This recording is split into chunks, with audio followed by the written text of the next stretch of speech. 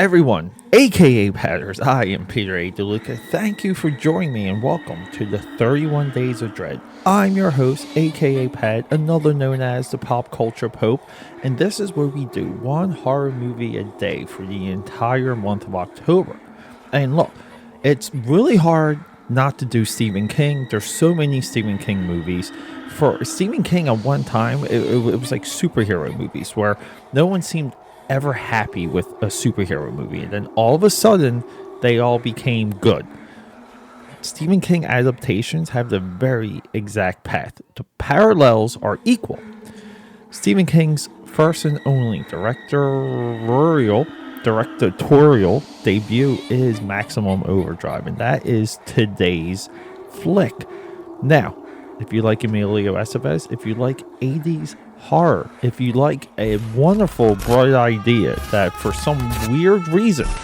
Okay, let's just get through that intro. I'll be right back. Alright, everyone, before we get into something spooky, let me tell you something. Trial by Fire. It's my comic book available right now on Indiegogo. Link in the description. And I will see you on the printed page. Oh my god. Okay. So I'm convinced that my cat, Dallas, you can find him on Instagram at Diamond Dallas Cat. I'm convinced that he messes with my soundboard 1,000%. Because every time I sit down, it's like I gotta redo it. I don't know what's happening. I'm the only one that touches the thing. So we're back. I think my voice is booming. I think we're in a good spot. So yeah, like Stephen King adaptations have slowly been getting better as time has gone on, and it's I think it's the same effect with or the same cause as superhero movies, meaning we had a generation of people that just grew up frustrated and they got into filmmaking and they've corrected the path. They reforged the path.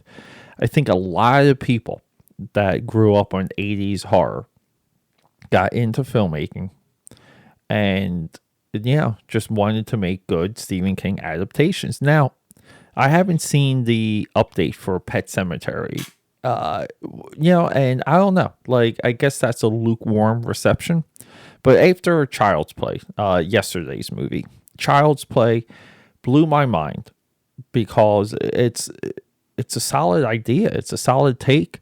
The violence, the gore, what they do with Chucky, I liked it all. I liked everyone in the movie, and I liked the horror tropes. So whatever. So I don't know. I mean, I'm expecting to be warmed up for Pet Sematary. Now, that was on the list at one time, the softer list, because I love doing movies that it's like the reinterpretations or different takes of a single source material. And I almost did this for The Color Out of Space, which was earlier this month. And I was between Pet Sematary, because there's two movies of Pet Sematary. One of them I haven't seen. The newer one just looks like it's shot amazingly. Just looks awesome. But this one won out. Why did Maximum Overdrive win out? Because I never knew that there was another version of this movie or of this short story. Stephen King's first collection of short stories was called Night Shift, and Maximum Overdrive was a movie or a short film called Trucks, or a short story called Trucks. Trucks is tomorrow. Trucks is going to be lucky day 13. Trucks is tomorrow. Maximum Overdrive is today. Maximum Overdrive is the iconic of the two. Now, it's iconic to its all the way through. And by that, I mean that we have these tropes, but we also have this this idea of Emilio Estevez being a leading actor, leading man. Pretty much I'm thinking like, what would you know Emilio Estevez for? The Mighty Ducks, okay, and I would have to explain to you Young Guns. But we have Maximum Overdrive, we have Repo Man, Men at Work with Charlie Sheen. I don't know. To me, he of the '80s child actors that came up. I think like maybe Emilio Estevez and Mickey Rourke had the most potential when it comes to ability and screen presence, because Emilio Estevez, I guess we would know him most for Breakfast Club. He's the wrestler in Breakfast Club, the jock. Because Emilio Estevez has range, and he had range from an early age. This movie it shouldn't be entertaining, it shouldn't be fun, and it shouldn't be good. Also because it's the only movie directed by Stephen King, which blows my mind because this is one hell of a debut. Like it's a solid directorial effort. There's I would say he's as good as a director as a writer. And you might be like, Pete, you're crazy because he's one of the best writers of all time.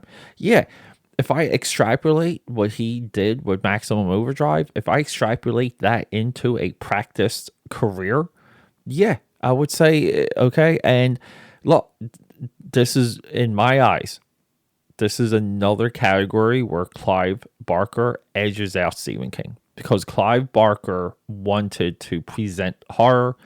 The movies that he directed, Hellraiser, like it's a good list. Like it's solid. Clive Barker wanted to bring his ideas all the way through.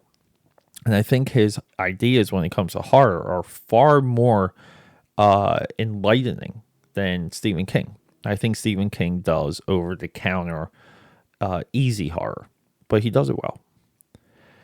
So we have this story. Do we have to get into the plot of Maximum Overdrive? Because there's just so much there, and that's what makes it fantastic. So we have an origin of these machines going YOLO.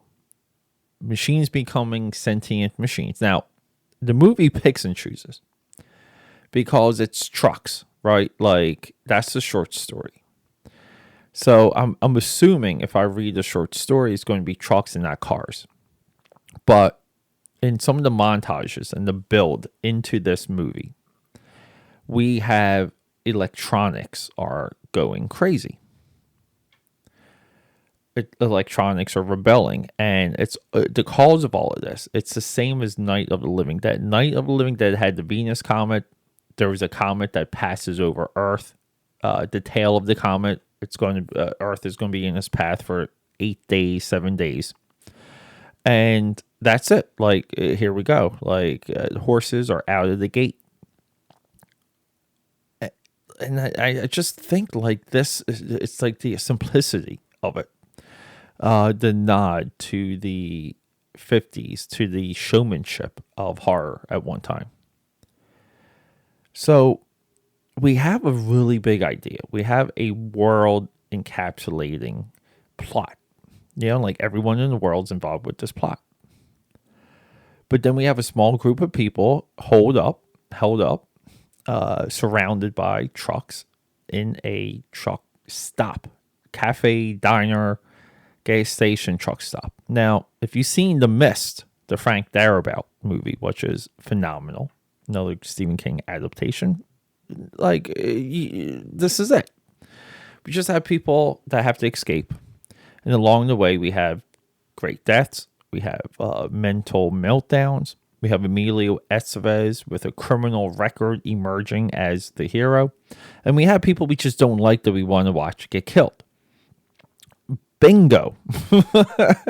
He perfectly lays it all out. And look, I'm waiting to talk about it because this movie is known for like a Green Goblin semi truck.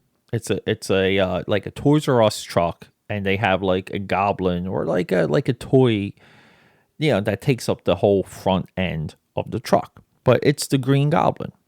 And like, and this is one of the things that fascinated people because again, linking some of this stuff to superhero movies. Like, we never thought we would get a Spider-Man movie, and the Green Goblin in Maximum Overdrive was it. And look, by a lot of today's standards, people rather have the Green Goblin from Maximum Overdrive than the Tobey Maguire Green Goblin from the same Raimi Spider-Man. Because it's just accurate, but whatever. So we have this like imagery connected to this movie. We have which is completely random, and it's just so funny that licensing wise there hasn't been some marriage. Because look, if Star Wars can become M&M's, and if we can get a Watchmen movie done that leads into a Watchmen HBO show, like, mind blown there. We can get this done. Can we get a replica of the Maximum Overdrive Green Goblin truck? I mean, that needs to happen. I would say, okay. So, now, like, licensors out there, you're failing me. But then we have this attitude of the 80s within the movie. And here we go. Like, are you ready for shocker? Probably like number 3. Well, I would say shocker 4. Let's go through the shockers. Stephen King directorial debut. Emilio Estevez, solid hero. Green Goblin semi truck. And number 4. Here we go. Ready? Drum roll. AC/DC is all over this movie. They are the soundtrack. If you understand the influence that Queen had over the Flash Gordon movie, AC/DC is Maximum Overdrive. Now, I think as a director, and some of this could have been money and budget, because this movie ended up losing money. It could be budget. The use of AC/DC in this movie doesn't quite hit, and it's just not there. And I wish it were, because I really feel like that's something that the movie's missing. But AC/DC so good, like you smile as soon as you hear those lyrics, as soon as you hear that guitar. Okay, I mean, it just puts a smile on your face. So, and like, this movie's just fantastic. It's incredible. I wish the Stephen King directed more. And here's the crazy thing. My sister and I were obsessed. My sister and I were obsessed with this movie when we were younger. And I guess it's somewhat of a betrayal of my roots that it's taken me so long to do this movie for the 31 Days of Dread, or to do it, period. Because this movie's rooted in my film experience, in my cinema education, my education of film. I mean, we had this movie taped off of like HBO or Cinemax, and we would just watch the VHS all the time. We thought it was hilarious. We thought it was the funniest thing when these machines start killing people. I don't know. And here's the crazy thing. Because, like all horror, we have a acquired taste. We just show this people, and my sister and I probably to this day are the only two people entertained by this flick. And that's the funny thing. I've shown this movie, tried to show this movie to so many people. It never lands. It never sticks. Like, again, the tragedy of a cult movie, a cult like within you, like you're the cult that follows this movie. It's not even a cult movie. It's just a movie. It's a weird movie you like. But everyone, on that note, tomorrow we're going to get into Trucks, and Trucks takes a short story with a much lower budget, with probably some cable distribution contracts already lined up. We're going to talk Trucks, another version of Maximum Overdrive. And the cool thing is that the movies are roughly like 9 years apart, which is good. Like, right? I mean, it just means that someone thought they could make a better version of Maximum Overdrive. That's really what that comes down to. And why not? Again, like, make another one. But until tomorrow, rock and roll, people. I love you, and goodbye.